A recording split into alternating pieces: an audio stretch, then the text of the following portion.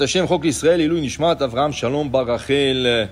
La Gemara de Shvuot, la page 30a. Tanu Rabbanan ve'amdu shene ha'anashim. La Torah, elle nous parle la mitzvah de témoignage ou la mitzvah de venir au tribunal, se faire juger par un tribunal juif, rabbinique, ni le tribunal ni laïque, ni le tribunal goy, parce qu'on a les lois de la Torah. Et si tu vas dans un tribunal laïque qui ne sait pas selon la Torah, ou un tribunal goy, c'est assourd. Et même Rachidi, s'ils ont le même jugement que le nôtre, tu n'as pas le droit d'aller, parce que c'est comme si tu dénigres la Torah. Alors il dit ici, la Torah nous dit, Ve'amdu shene ha'anashim. Il y a deux personnes qui viennent au jugement, le plaigneur et l'accusé. Ils doivent se mettre debout. Ils doivent être debout quand ils parlent. Ils doivent être debout devant le juge. Ken? Mitzvah, les baalei dinim she'amdu, c'est une mitzvah. Amar Rabbi Yehuda, dit Rabbi Yehuda, shama'ati, j'ai entendu. Shimratsu lo shiv et shneem o shivim. Si les juges ils veulent faire asseoir le deux, ils ont le droit. Eux, c'est des mitzvahs d'être debout. Mais le juge leur dit, non, non. Écoutez, vous êtes un peu âgés ou choses comme ça. S'il vous plaît, asseyez-vous. Okay? On a le droit de le refaire asseoir. Et zéou assour, qu'est-ce qui est interdit? Shelo yeh echad omed, ve'echad yoshev. Echad medaber kol tzorko, ve'echad omer lo katser devarecha. Il ne faut pas le dayan, le juge, favorise. Il ne faut pas qu'il donne à un à s'asseoir et l'autre, non, toi tu mets debout. Il ne faut pas qu'il dise à quelqu'un, oui, qu'est-ce que vous avez à dire? L'autre, il parle pour une demi-heure et l'autre, il veut ouvrir la bouche. Ça y est, c'est trop. Tu fais du favorisme. Là, qu'est-ce qui arrive? La personne qui veut se défendre ou se dire quelque chose, elle ne peut plus. Mentalement, tu lui as cassé le fil de pensée. Okay? Parce qu'il voit du favorisme. Okay? Et je vous ai raconté une fois qu'il y a un livre qui s'appelle Tana de Beliaou. Okay? Tana de Beliaou. Et Tana de Beliaou est un livre qui est écrit par un Amora qui s'appelle Rav Anan. Et Rav Anan, Eliaou Hanavi venait chaque jour étudier avec lui. Il dit, tu sais, qu'est-ce qu'ils ont dit aujourd'hui là-bas dans la yeshiva? Parce qu'Eliaou Hanavi dans la yeshiva sur le Ma'ala. Tu sais ce qu'ils ont dit aujourd'hui à la yeshiva? Voilà qu'est-ce qu'ils ont dit. Voilà que le tzadikim est ce qu'on dit, Kadosh Baruch Hu. Vous savez que dans la yeshiva de Céleste, il y a des discussions entre le tzadikim et Akadosh Baruch Hu. Akadosh Baruch Hu aussi étudie avec eux. Ils sont en train de dire. Et la Gemara nous raconte, bon, Baba Metzia, qu'une fois, tous les tzadikim, ils ont dit quelque chose, et Akadosh Baruch Hu a dit le contraire. Alors c'était comme une discussion entre Akadosh Baruch Hu et le tzadikim. C'était à propos d'une plaie de Tsaraat, la plaie de Tsaraat, que la Torah nous dit que si quelqu'un reçoit la plaie de Tsaraat, une plaie c'est comme une plaie, et dans la plaie il y avait une poêle noire. Et dès qu'il a reçu la plaie, le poil est tourné blanc. Ça c'est tamé, ça c'est impur. Okay? La Gemara, le tzadikim, dans les Yeshiva Shelma, là on discutait, qu'est-ce qui arrive et une autre loi, si le poil était déjà noir et blanc, et la plaie pousse par-dessus, c'est kasher. Mais qu'est-ce qui arrive? On ne sait pas qui est venu en premier.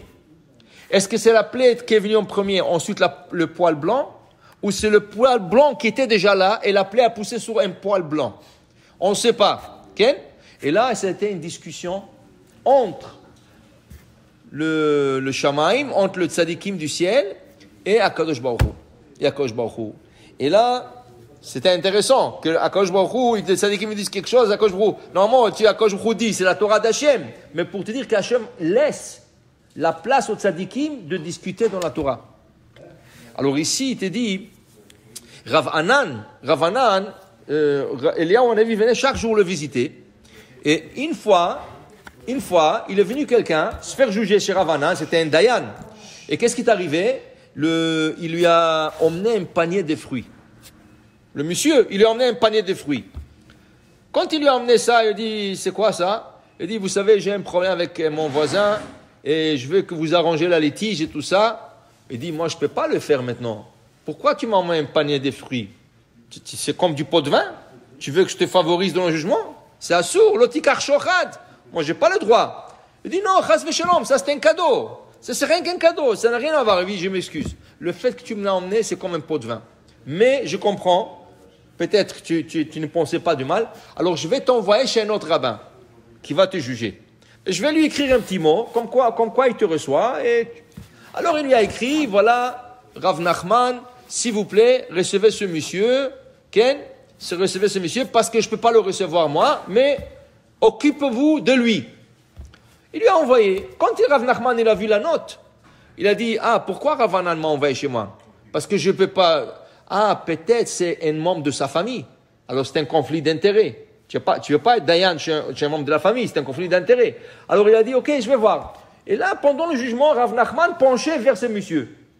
Il penchait vers... L'autre, quand il a vu que Rav Nachman il penche vers monsieur, il a désisté, il s'est pas défendu, il a perdu le jugement. Là, Eliyahu Hanavi, pendant une semaine, n'est pas venu visiter Rav Hanan. Quand il est venu, il dit, qu'est-ce qui se passe? Vous venez chaque jour, ça fait une semaine. Il dit, tu sais qu'à cause de toi, il y a quelqu'un qui a perdu un jugement. Parce qu'on lui a fait favorisme au din. Moi? Il dit, qu'est-ce que j'ai fait moi? Il dit, tu as donné une note à Rav Nachman, lui il pensait que c'est un de ta famille, alors il s'est occupé de lui, il voulait lui favoriser, et voilà, l'autre il a perdu le jugement à cause de toi. Depuis, Eliyahu Hanavi ne fréquentait pas Rav Hanan comme avant. Okay? Pour te dire, le Dayan n'a pas le droit de favoriser dans le din. C'est pour ça qu'il y avait une vieille coutume dans le tribunal que le Dayanim, il mettait le talit sur la tête. Il mettait le talit sur la tête. Pourquoi? Pour ne pas voir le plaigneur et l'accusé. Pourquoi? Des fois, il vient quelqu'un, il est bien habillé, comme ça, et l'autre, il est mal habillé. Celui-là, il est riche, il faut que je lui donne kavod. Tu sais, il faut que je le respecte et tout ça. Ou des fois, c'est le contraire. Tu dis, celui-là, il est pauvre. Je veux l'aider, le pauvre. Le gars est riche et je veux l'aider. Pour ne pas avoir ces idées, le Dayanim se couvrait avec un talit. Pour ne pas voir qui ils sont en train de juger. Ils écoutaient seulement et ils donnaient le jugement. Alors ça, il ne faut pas que, comment on appelle ça, qui fait du favorisme. Baruch Adonai Le'olam, Amen ve Amen.